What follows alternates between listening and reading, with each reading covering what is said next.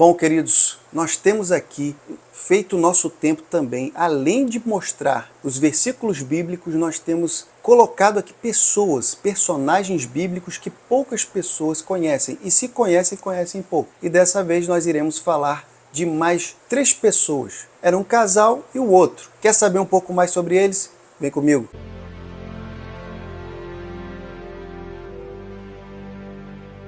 Bom, queridos, eu gostaria de falar aqui sobre o primeiro casal de personagens, que era Priscila e Áquila. É um casal muito mencionado no Novo Testamento e especificamente ele está localizado nas cartas de Paulo. Eles eram cristãos proeminentes da igreja primitiva. Priscila e Áquila eram conhecidos por serem cooperadores de Paulo em seu ministério. Eles foram mencionados em várias passagens do apóstolo Paulo, assim como no Atos dos Apóstolos 18, em algumas epístolas de Paulo, como em Romanos 16, 3 e 5, e 1 Coríntios 16, 19.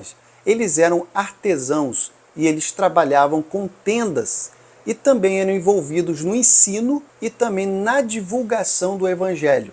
Eles tiveram um papel importante na instrução de Apolo, um pregador eloquente. Eles o ajudaram a entender mais profundamente a palavra de Deus e o caminho do Senhor. Isso está em Atos, no seu capítulo 18, versos 24 até o 28. Priscila e Áquila são lembrados como exemplo de um casal comprometido com o serviço e com o reino do Senhor.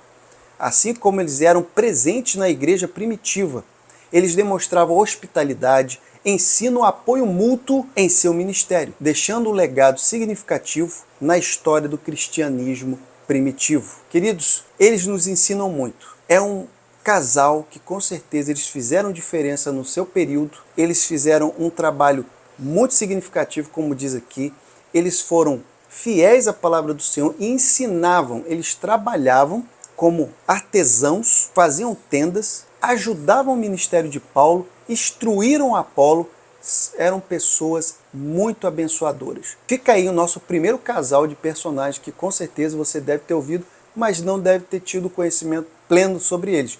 Nosso segundo personagem, Gideão.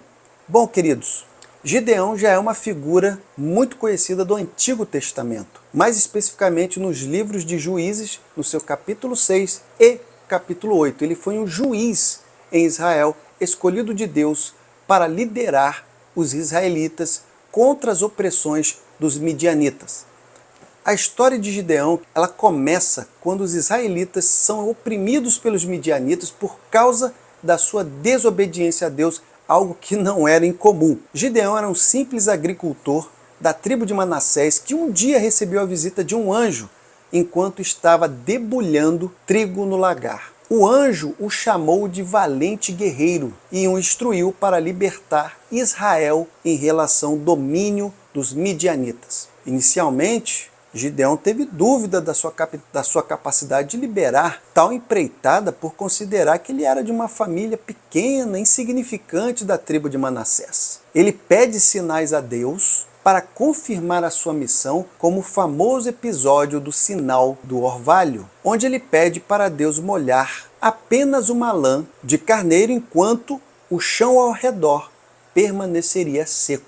Após receber a confirmação divina, Gideão reúne um exército de 32 mil homens para enfrentar os midianitas. Entretanto, Deus ordena que ele reduza drasticamente esse número para testar a fé do povo.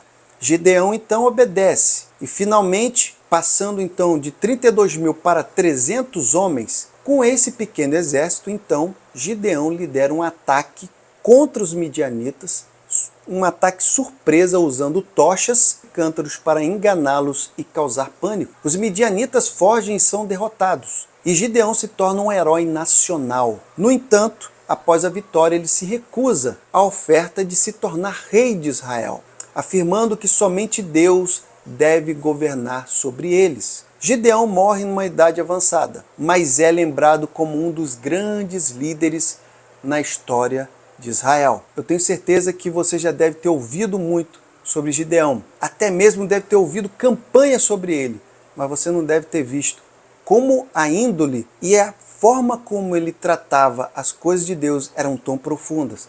a ponto de ele considerar que somente o Pai, o Eterno, poderia guiá-los.